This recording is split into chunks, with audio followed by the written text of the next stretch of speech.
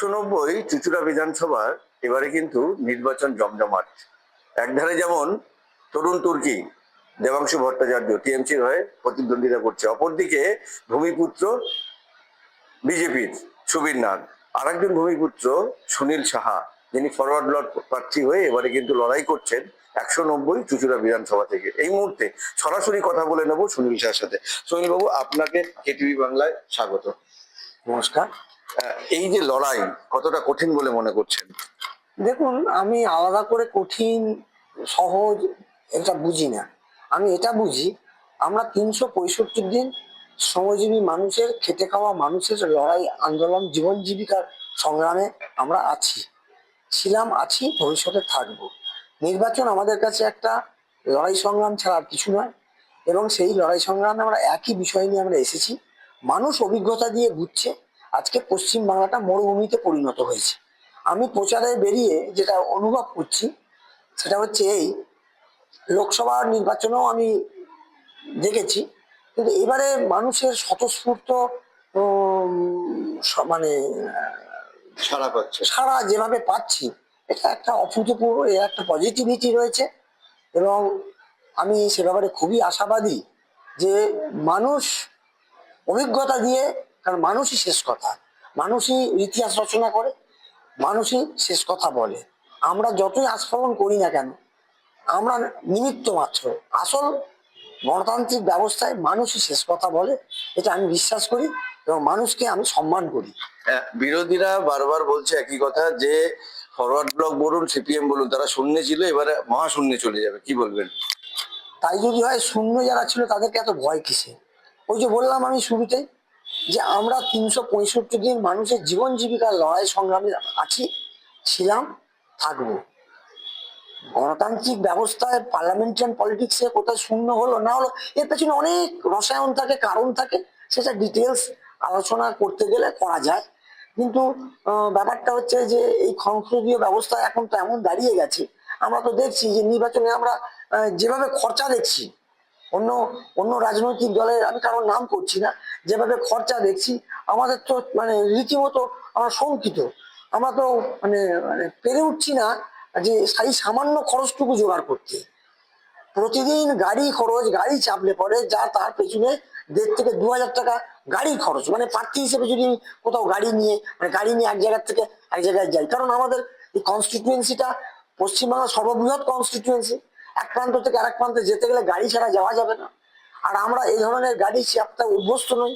কিন্তু আজকের এই লড়াইয়ের ক্ষেত্রে, মানে নির্বাচনের ক্ষেত্রে আমাকে প্রয়োজনের তাগিদে যেটা করতে হচ্ছে, আমাদের না বিশ্বাস উঠে যাচ্ছে। কোথা থেকে পাচ্ছে তারা টাকা, কি মনে করছে? আমরা তো দেখেছি যে ইলেকট্রাল বন্ডে তারা টাকা পেয়েছে, সর্বভারতীয় দল না হয়েও তারা টাকা পেয়েছে, এবং সেখানে তারা প্রায় গোটা সর্বভারতীয় ক্ষেত্রে দ্বিতীয় স্থানে আছে। ওখানে কি পিছিয়ে যাচ্ছেন আপনারা? অবশ্যই। এই আপনি যদি তাকিয়ে দেখেন রাস্তায় যে সমস্ত ফ্ল্যাগ, আমি বলি আপনাকে, এই যে দেখছেন আমাদের যে ফ্ল্যাগ গুলো রয়েছে, দেখছেন এই ফ্ল্যাগের কস্টিং কত? আমাদের এই ফ্ল্যাগের কস্টিং হচ্ছে, একটা ফ্ল্যাগের দাম হচ্ছে ১০ টাকা, ১২ টাকা। সেই জায়গায় এটা নর্মাল, এটা ইয়ে কাপড়ের, সুতি কাপড়ের, ইয়ের কাপড়ের দাম হচ্ছে এত। আর ওগুলো হচ্ছে সব সিল্কের সমস্ত, অত বড় বড় পতাকা। আপনি অনুমেয় করতে পারছেন যে ওটার কত ভ্যালু হতে পারে। তারা বলছে যে, বারবার একই কথা বলছে যে বামফ্রন্ট ৩৪ বছর রাজত্বে ছিল, সেই বামফ্রন্ট সেই সময় কিছুই করেনি। যাকে পশ্চিমবাংলা একবার বিতাড়িত করে, যাকে ফেলে দেয়, সেটাকে আর গ্রহণ করে না। কি বলবেন?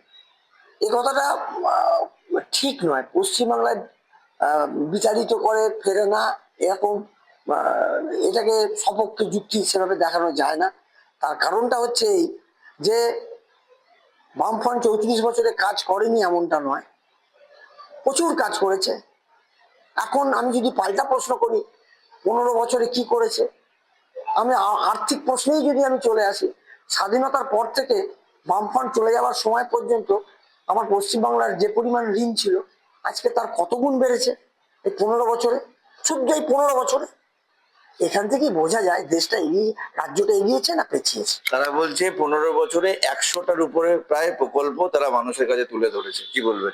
ধরুন, এইগুলোকে, এই খয়রাতি, কোনো একটা জাতি, কোনো একটা সমাজ কখনোই খয়রাতির ওপর এগিয়ে যেতে পারে না। কোনো একটা বিপর্যয় ঘটলো, সেখানে অবশ্যই ক্ষয়রাতির প্রয়োজন আছে, ওয়েলফেয়ার স্টেট সেখানে করবে। কিন্তু এটাই যদি 1 নম্বর কাজ হয়, তাহলে তো বলার কিছু নেই, কাজ নেই। যেসব প্রকল্পগুলো হচ্ছে, এই প্রকল্পগুলোর যদি এটাই যদি তার বাস্তবায়ন হয়, যে প্রকল্পের বাইরে আর কিছু হবে না, যুবকেরা চাকরি পাবে না, লেখাপড়া আজকে কি অবস্থা হচ্ছে, আজকে মাধ্যমিক পরীক্ষার্থীর সংখ্যা কমে যাচ্ছে, স্কুল বন্ধ হয়ে যাচ্ছে, প্রায় 8,500 স্কুল বন্ধ হয়ে গেছে। কেন? সরকারের নীতি। আজকে বাচ্চারা স্কুলে উৎসাহ পাচ্ছে না, এবং এই উৎসাহ না পাওয়ার কারণে ড্রপ আউট হচ্ছে, যার রেজাল্ট এসে গিয়ে পড়ছে আপনার মাধ্যমিক পরীক্ষার্থী কম। বামফ্রন্ট যতদিন ছিল ততদিন দেখেছে প্রতি বছর প্রায় 1 লক্ষ করে ছাত্র বেড়েছে, বাড়তো। আর এখন ঠিক উল্টো ভাবে ঠিক রিভার্স হচ্ছে। কেন? আপনি তো চুঁচুড়া বিধানসভা মানুষের বাড়ি বাড়ি পৌঁছচ্ছেন, জনসংযোগ করছেন, পথসভা করছেন, এগুলো করছেন। কি হাতিয়ার নিয়ে মানুষের কাছে যাচ্ছেন? আপনাকে কেন ভোট দেবে? আমাদের মূল কথা যেটা, সেটা হচ্ছে এই, আজকে সরকারি চাকরি, স্থায়ী চাকরি যুবক যুবক যুবতীদের কাছে একটা মানে অলিক স্বপ্নে পরিণত হয়েছে। চাকরি নেই, লেখাপড়া জানা ছেলেমেয়েরা কোথাও আবেদন করতে পারছে না, যা আছে সবই কন্ট্রাকচুয়াল, তাও সেখানে ধরতে হবে, টাকা দিতে হবে, টাকা দিয়ে নিতে হবে।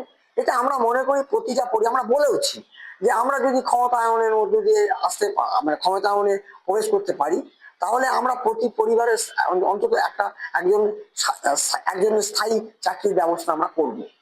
আপনারা দেখেছেন বিভিন্ন সময় আপনারা প্রচারে গিয়ে বলেছেন তৃণমূলের যেমন 100টা প্রকল্প আছে, তাদের 100টা দুর্নীতিও আছে, তারও এগেস্টে আপনারা সোচ্চার হয়েছেন।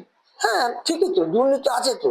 দুর্নীতি বলে বলার অপেক্ষা রাখে নাকি? আমাদের দেশ বলেই কিছু হয় না, সকলেই দেখছে অন ক্যামেরা, টাকা খাটের তলা থেকে বেরোচ্ছে, বাথরুম থেকে বেরোচ্ছে। হ্যাঁ, এসব তো কি বলবো, মানে এগুলো তো দিনের আলোর মতো পরিষ্কার, এগুলোকে বলতে লাগে। এই এখানে যে বিদায়ী বিধায়ক অসিত মজুমদারের বাড়ি চলে গিয়েছিলেন, তার সাথে কথাও বলতে দেখা গেছিল, কেন? তিনি তো বিরোধী আপনাদের। প্রশ্নটা তা নয়, প্রশ্নটা হচ্ছে তিনি এবারে টিকিট পাননি, তিনি এই বিধানসভার ভোটার। আমি হুগলি চুঁচুড়ার বহু বর্ষিয়ান নেতার কাছেই আমি গেছি, নরেন্দ্রের বাড়িতে গেছি, সর্বপ্রথম ওখান থেকে শুরু করেছি। আমি সিপিএম এর পলিট ব্যুরোর সদস্য, কেন্দ্রীয় কমিটির সদস্য মিতালি কুমারের কমিউনিস্ট নেত্রী মিতালি কুমারের বাড়িতে গেছি। আমি এখানে একজন শিক্ষক নেতা সিপিএম এর ছিলেন, আমাদের দাশগুপ্ত, শিবানী দাশগুপ্ত, তার কাছে গেছি। আমাদের দাশগুপ্ত নামটা মনে করছি, অন্যান্য সবার কাছে যেরকম অনেক কাছে গেছি, তো সেরকম তার কাছেও গেছি। আর ওখানে আমি সেদিন আমার কর্মীদের কাছে গেছিলাম, সেদিনে কর্মীদের কাছে গেছিলাম, সেখানে কর্মীরা বললো যে এরকম উনি আছেন, আপনি যদি একবার যান, ও তো আপনার ভোটারও। তো আমি ভেবে দেখলাম যে ঠিকই, আমি ভোটার যেতে পারি। এখন আমি যাদেরকে বাড়িতে গেলাম, কেউ তো অন ক্যামেরা নিয়ে তোলেনি, আমি গেছি, আমিও কোথাও বলিনি। আজকে কথাটা বলতে হচ্ছে ওইটার কারণে, কারণ ওই অন ক্যামেরায় তিনি যা কথা বলেছেন সেটা ওনার কথা, আমার কথা নয়। এটা আমি বলেওছি, আমি পরবর্তী সময় আমি প্রেস কনফারেন্স করে বলেছি, এবং আমার যে প্রতিবাদটা ছিল সেই প্রতিবাদটা মিউট করে দেওয়া হয়েছে, দেখানো হয়নি। এটা ওর কথা, আমার কথা নয়। আপনি এই যে যাচ্ছেন মানুষের বাড়িতে, বামফ্রন্ট পিছিয়ে আছে সবাই বলছে, আপনি কতটা আশাবাদী জেতার ব্যাপারে? দেখুন, বামফ্রন্ট পেছিয়ে আছে এরকম কথা কেউ আমাদের কাছে বলেনি, অন্তত আমার কাছে কেউ বলেনি, আমার কাছে বলেনি। আপনি কতটা আশাবাদী জেতার ব্যাপারে? আমি 100% আমি আশাবাদী, আমি 100% আশাবাদী। কারণ আমি যে কথা শুরুতেই বলেছি, যে আমি আমার এই কনস্টিটিউয়েন্সির প্রায় 80-85% এরিয়া আমি কভার করেছি, মানুষের কাছে যাওয়ার চেষ্টা করেছি, কিন্তু আমাকে কোথাও কোনো জায়গায় কোনো ভোটার কোনো কোশ্চেন করেনি। করলে ভালো হতো, করলে ভালো হতো, কিন্তু প্রত্যেকে বলছে যে দাদা আছি, লড়াই করুন, আছি। এই কথাগুলো এর আগে কিন্তু দেখা যায়নি, শোনা যায়নি, এবং এইটা কিন্তু আমি বলছি একেবারে সম্পৃক্ত। যদি বলেন আমার চুঁচুড়ো শহরের গ্রামাঞ্চলে, মানে লাইন, মানে আমাদের জিটি রোডের ওপারে যেমন শুনেছি, আমার এই কলকাতা শুনেছি, আমি সুমন রায় শুনেছি, আমি রাজহাটে শুনেছি, আমি কলোনি বেল্টে, যেটা বলে নাকি কলোনি বেল্ট নাকি মানে কি বলবো, মানে পদ্ম পদ্ম নাকি বয়ে গেছে, কোথায়? প্রত্যেকটা জায়গায় এই যে এত কিছু বলে যে মানুষ লক্ষ্মীর ভান্ডার অমুক তমুক, মহিলারা দলে দলে, আমি যাচ্ছি মহিলারা বাড়ি থেকে বেরোচ্ছে, প্রত্যেকে ওয়েল, তাদের কাছে অ্যাকসেপ্টেন্স। কেন? আমি কি ফিল্ম স্টার? আমি স্নো পাউডার মেখে বেরোচ্ছি? তা তো নয়। আমি 365 দিন রোদে জলে ওরা একজন কর্মী মাত্র। হ্যাঁ, তা আমাকে দেখার জন্য তাদের কি, আমি তো স্টার নই? এই যে হাতে একটি আপনি ডুপ্লিকেট যে ব্যালট, কিভাবে ইভিএম এ ভোট দিতে হবে, এইটা নিয়ে কি মানুষের বাড়িতে যাচ্ছে? আমি এইটা নিয়ে যাচ্ছি না, মানুষ এখনো অনেক সচেতন।